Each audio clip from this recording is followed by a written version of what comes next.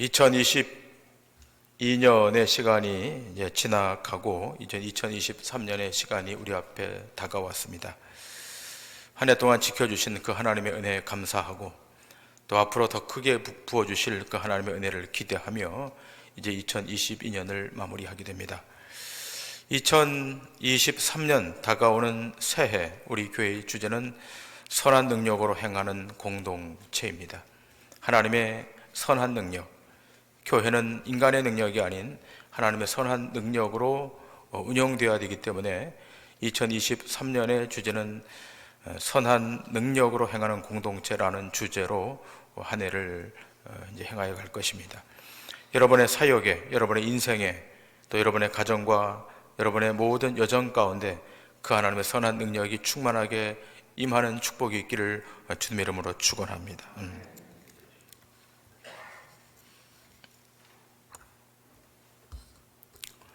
힘은 매력적입니다.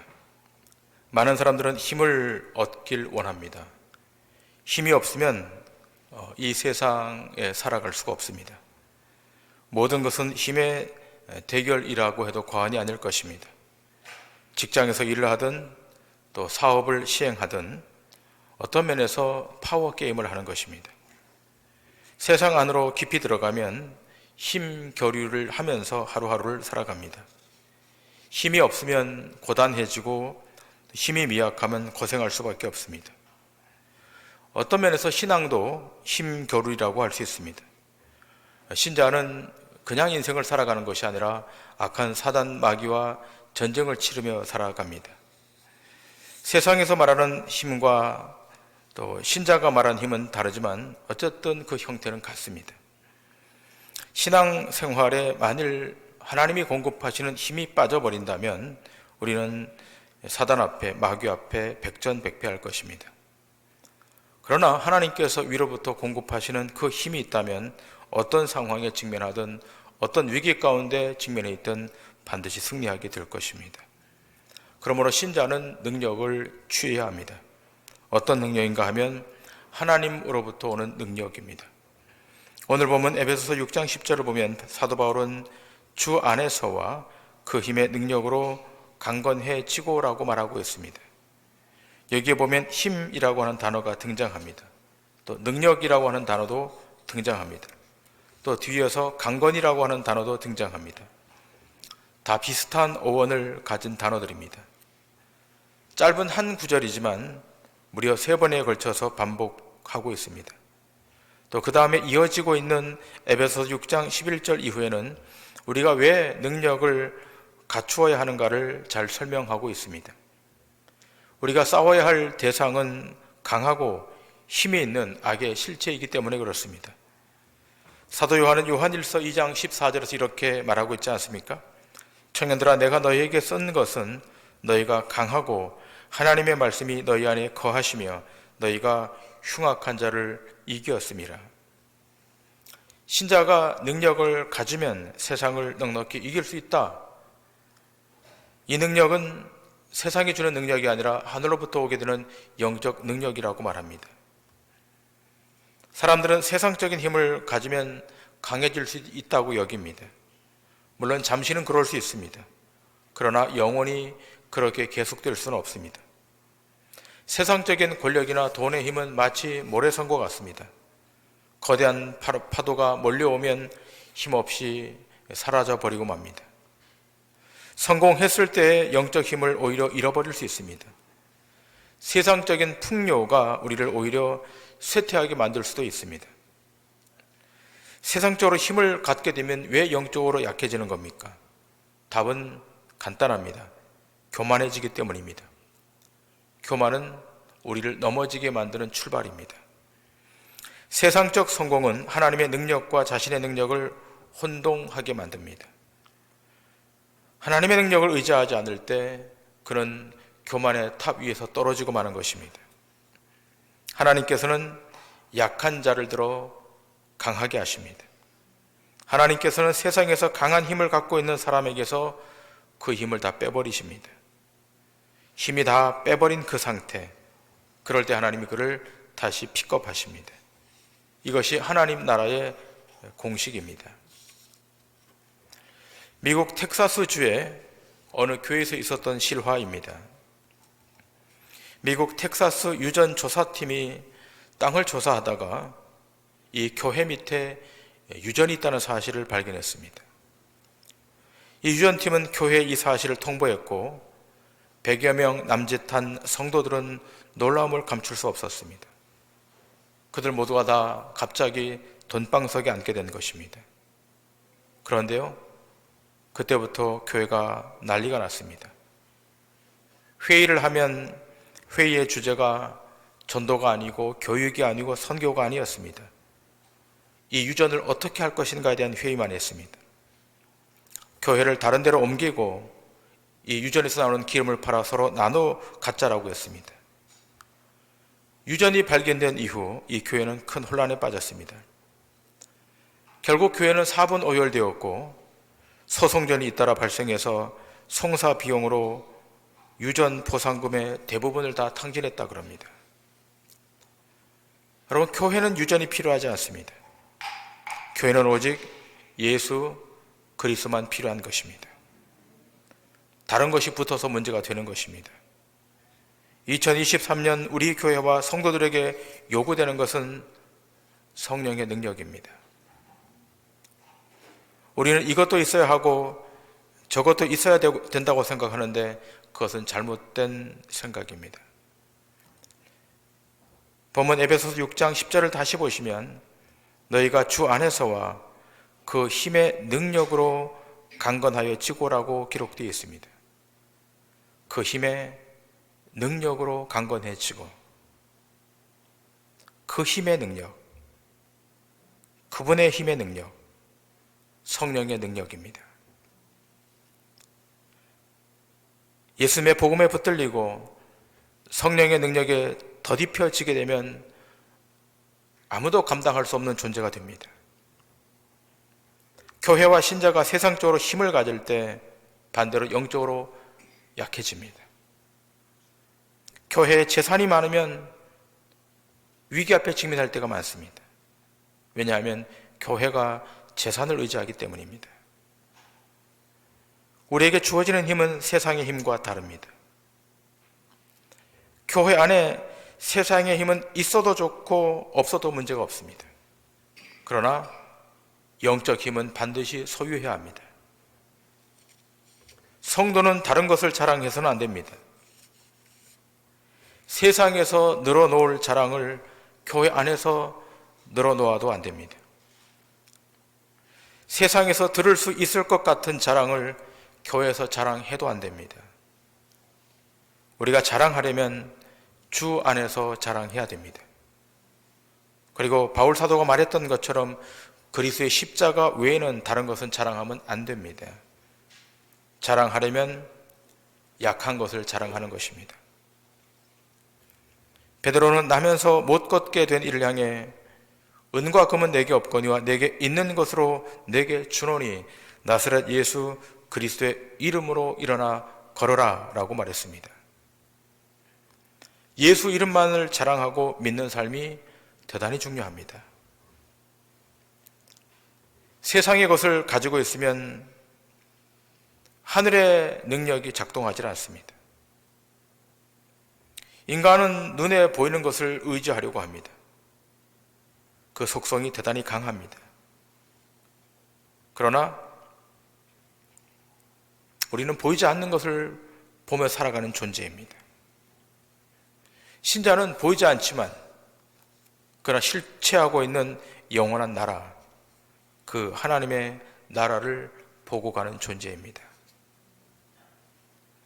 하나님의 나라를 보고 가는 사람은 손에 두 가지를 다 쥘 수가 없습니다. 하늘의 힘도 쥐고 세상의 힘도 쥐고 그렇게 할 수는 없습니다. 만일 우리에게 세상의 힘이 주어졌다면 그것을 의지하지 말고 하나님께 위탁하시길 바랍니다. 내게 건강이 왔다면 그 건강에 기대지 말고 그 건강조차도 하나님께 의탁해야 됩니다. 의탁할 줄 아는 사람이 실력 있는 사람입니다. 자, 그렇다면 여러분, 우리가 어떻게 하면 하나님이 주신 이 선한 능력으로 강해질 수가 있겠습니까? 우리가 인생을 80을 살고 90을 살고 아니 그 이상을 산다고 할 때 우리가 어떻게 해야 하나님이 주시는 선한 능력으로 강해질 수 있겠습니까? 오늘 이 송구영신 예배 오신 여러분에게 딱 두 가지만 말씀드리고 싶습니다. 2023년 한 해가 지나가는 동안 이 말씀은 잊지 않고 여러분의 머릿속에 남아있길 바랍니다. 첫 번째, 구별되어야 됩니다. 구별되지 않고 강해질 수 있는 방도는 존재하지 않습니다. 여러분은 사사기에 등장하는 삼손을 아실 것입니다. 대단히 힘이 강한 사사였습니다. 그의 힘은 누구도 감당할 수 없었습니다. 그런데 어느 날 그의 힘이 다 소진되고 말았습니다. 왜 그렇게 된 것입니까? 머리카락이 잘려나가서 그런 것입니까? 아닙니다. 이방 여인과 섞이면서부터입니다. 삼손이 구별을 잃어버리자 그에게서 힘이 사라진 것입니다. 출발점은 구별이었습니다. 구별이 힘이고 구별이 승리의 원천입니다. 다니엘은 이방 나라에 살았지만 구별되어 있었습니다. 그것이 다니엘의 강력한 힘이었습니다. 다니엘이 구별의 삶을 살고 있을 때 위로부터 힘이 주어졌습니다. 그 힘으로 사자굴 속에서도 하나님의 전능한 역사를 나타냈습니다. 다니엘은 예루살렘을 향해 창문을 열었습니다. 다니엘은 그 시대의 화려한 문명을 응시했던 것이 아니라 하나님이 계신 곳을 응시했습니다.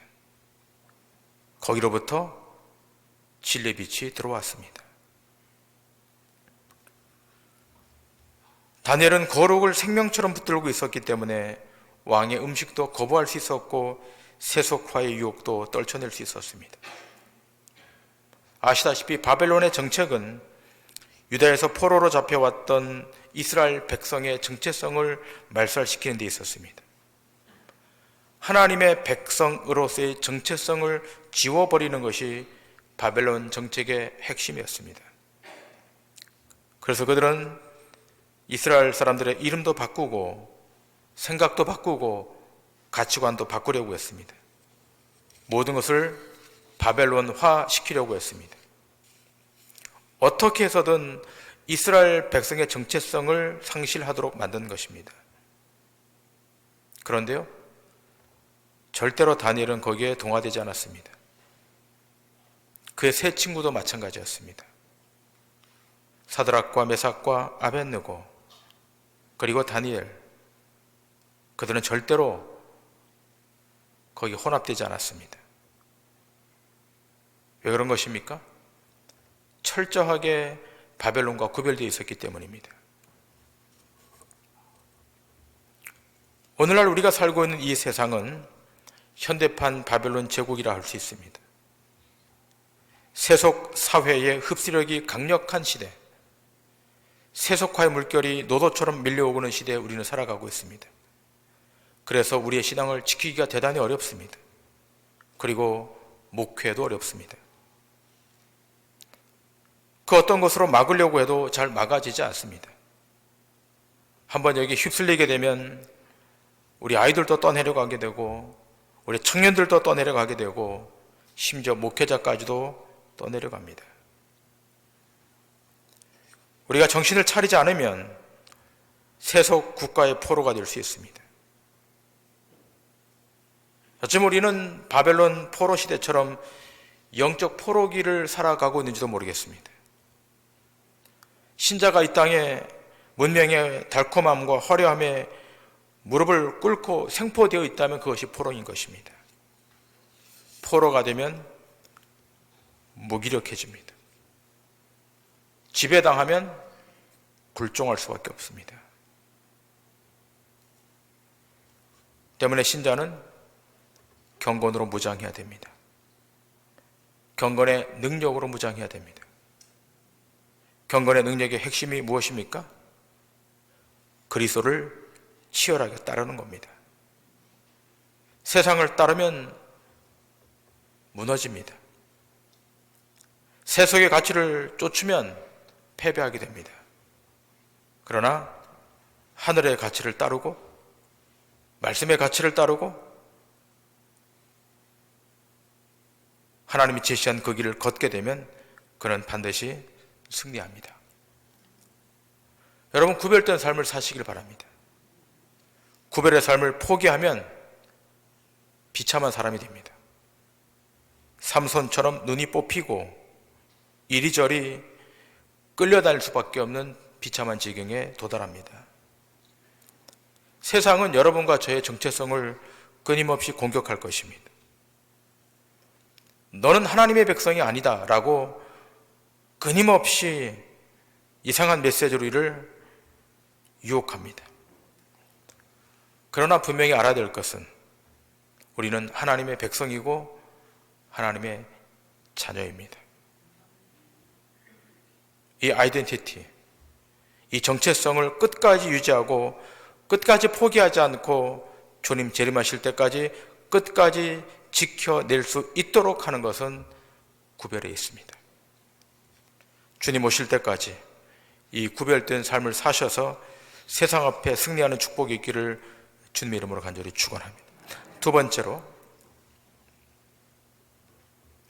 하나님의 선한 능력으로 우리가 세상을 이기려면 내면을 잘 정비해야 됩니다. 에베소 3장 16절, 그의 영광의 풍성함을 따라 그의 성령으로 말미암아 너희 속사람을 능력으로 강건하게 하시오며. 바울은 에베소 교회 성도들 위해 기도하고 있습니다. 너희 속사람을 능력으로 강건케 되게 해달라. 너희의 겉사람이 아니라 너희 속사람이, 너희 속사람을 성령의 능력으로 강건케 되는 것, 중요한 것입니다. 신자에게 정작 중요한 것은 겉사람이 아니라 속사람입니다. 여러분, 베드로는 외적으로 보면 강한 사람이었어요. 그는 어부였습니다. 그의 성격도 강해 보였습니다.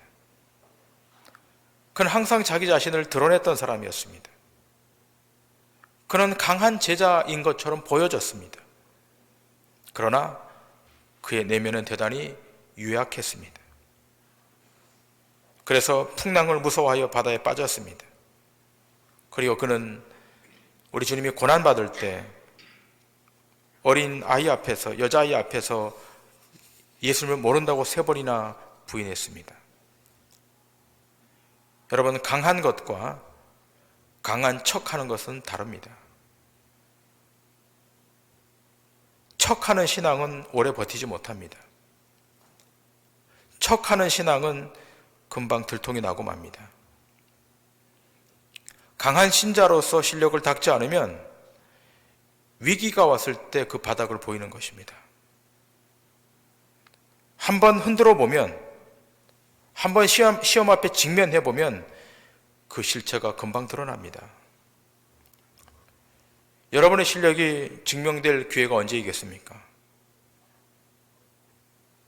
위기가 올 때입니다. 시험이 올 때입니다. 여러분의 겉모습에서, 우리의 겉모습에서 우리의 실력이 나오지 않습니다. 우리의 내면에서 실력이 나오는 겁니다. 때문에 우리의 속사람을 다듬어야 합니다. 끊임없이 다듬어야 됩니다. 우리의 겉사람이 갖고 있는 허영과 허세와 교만을 날마다 제거해야 됩니다. 외적으로는 대단해 보여도 내면이 정비되어 있지 않으면 무너집니다. 겉을 꾸미는 것도 중요해요. 그러나 속사람을 단단히 하고 질서 있게 만드는 것은 더 중요합니다. 사람들이 갖고 있는 직분과 사회적 신분에 속지 마시기 바랍니다. 그것은 능력이 아닙니다. 그것 때문에 오히려 내적으로 부실해질 수 있습니다. 여러분, 자동차를 살 때, 중고 자동차를 살 때 많은 경우 겉만 보고 샀다가 후회하는 경우가 얼마나 많이 있습니까? 최근에 어떤 목사님 한 분이 서울의 모 자동차 시장에 가서 스타렉스 한 대를 뽑아왔습니다. 저희들이 뽑아와서 함께 그 차를 봤습니다. 너무너무 잘 관리가 되어 있는 것처럼 보였습니다. 얼마나 그 차량 딜러가 거칠을 잘 닦아놨는지 빛이 반짝반짝했습니다. 그런데요, 2주 만에 엔진이 문제가 생겼습니다. 보니까 엔진이 고장난 거예요. 현대자동차에 들어가서 물어봤더니 엔진을 교체해야 된답니다. 490만 원 주고 엔진을 다 교체했습니다. 거친 새 차 같은데 엔진이 망가진 거예요. 하드웨어보다 소프트웨어가 중요합니다. 신자에게 직분은 하드웨어인 것이고 그 신앙은 소프트웨어인 것입니다. 우리에게 직분이 있지 않습니까? 장로님의 직분, 안수 집사님의 직분, 권사님의 직분, 집사님의 직분. 그 직분, 포지션은 하드웨어입니다. 그러나 그 안에 내면에 탑재되는 신앙, 그것은 소프트웨어입니다. 직분이 그 사람의 능력을 보증하는 것이 아닙니다. 그의 신앙이 그의 실력을 증명하는 것입니다. 외형이 아무리 크다 해도 내적 용량이 작으면 받아낼 수 없는 것입니다. 외형에 속지 마셔야 됩니다. 내면이 잘 준비되어 있지 않으면 겉만 치장하는데 시간을 다 낭비합니다. 어떤 분은 그런 분이 있습니다. 돈이 있는가 없는가를 서로 따지면 얼굴색이 변하는 분들이 있습니다. 이유가 무엇입니까? 아직 그 마음이 정리가 안 되어 있기 때문입니다. 돈이 없으면 어떻습니까? 좀 가난하게 살면 어떻습니까? 나는 하나님의 자녀이고 하나님의 권석이고 하나님의 백성인데, 속사람이 강화되어 있지 않으면 삶을 유지할 수 없고 또 신자에게 주어진 특권도 누릴 수가 없는 것입니다. 옛적 우리 조상들이 우물을 팔 때에 먼저 석자를 판다 그럽니다. 우물이 나올 만한 곳에 가서 우물을 파면 석자 정도를 판다 그래요. 그럼 거기 촉촉한 흙이 나온답니다. 그런데요, 다시 또 석자를 2배 곱해서 6자를 판다 그럽니다. 힘들여 판다 그럽니다. 그러면 탁한 물이 조금 올라온답니다. 그런데요, 계속 파들어가서 다시 3배 되는 9자를 파게 될 때 드디어 맑은 물을 길어낼 수 있다 그럽니다. 어떤 인생은 석자 파고 많은 인생이 있습니다. 또 어떤 인생은 6자 파다가 흙탕물이 나온다고 돌아가는 분이 계십니다. 그런데 어떤 분은 끝까지 9자를 파서 맑은 물을 길어냅니다. 여러분, 하나님의 말씀이 여러분 심령 깊은 곳에 들어가야 됩니다. 여러분 마음 깊숙한 곳에, 아주 깊숙한 곳에, 내면의 심연에 그 말씀이 들어가야 그 말씀이 능력이 되고 그 말씀이 실력이 되는 것입니다. 우리의 내면은 보통의 말씀으로 정리가 되지 않습니다. 우리의 내면은 복잡하고 우리의 마음은 분주하기 때문에 텍스트로 주어지는 글자로서의 말씀으로는 정리가 안 됩니다. 이 말씀이 레마로, 이 말씀이 능력으로 우리 안에 들어오게 될 때 그 말씀 우리의 내면을 정리하는 것입니다. 여러분 안에 아직도 정리되지 않은 그 무엇이 있다면 주의 말씀이 여러분 심령 가운데 임해져서 여러분 내면에 질서 있게 정리되는 축복이 있기를 주님의 이름으로 축원합니다. 우리 내면을 정리해 줄 수 있는 분은 성령님밖에 없습니다. 이 성령님은 능력의 원천이시기 때문에 그렇습니다.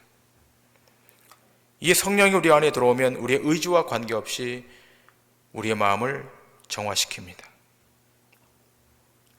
바울은 빌립보서 4장 13절에 말하고 있지 않습니까?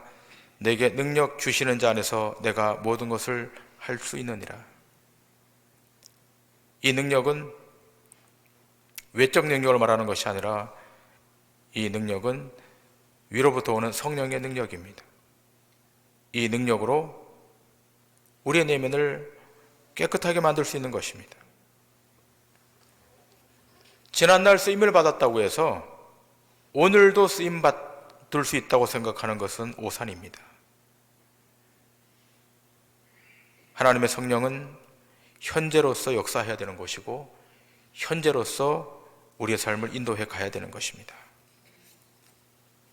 오늘 이 밤 하나님의 성령이 여러분 심령 가운데 임해져서 여러분의 내면이 아름답게 정비되고 질서 정연해져서 어떤 상황에서든지 어떤 위기 앞에서든지 두려워하지 말고 분주히 떨지 말고 믿음으로 승리하는 역사가 있기를 주님 이름으로 축원합니다. 말씀을 마치겠습니다. 선한 능력, 성령의 능력이 여러분의 삶에 임해야 승리할 수 있습니다. 그러기 위해서 첫 번째, 구별된 삶을 사시고 두 번째, 여러분의 내면을 말씀으로 잘 정비하셔서 2023년에는 하나님의 선한 능력으로 세상을 지배하고 하나님의 거룩한 영광을 나타내는 믿음의 권속들 다 되시기를 주님 이름으로 간절히 축원합니다.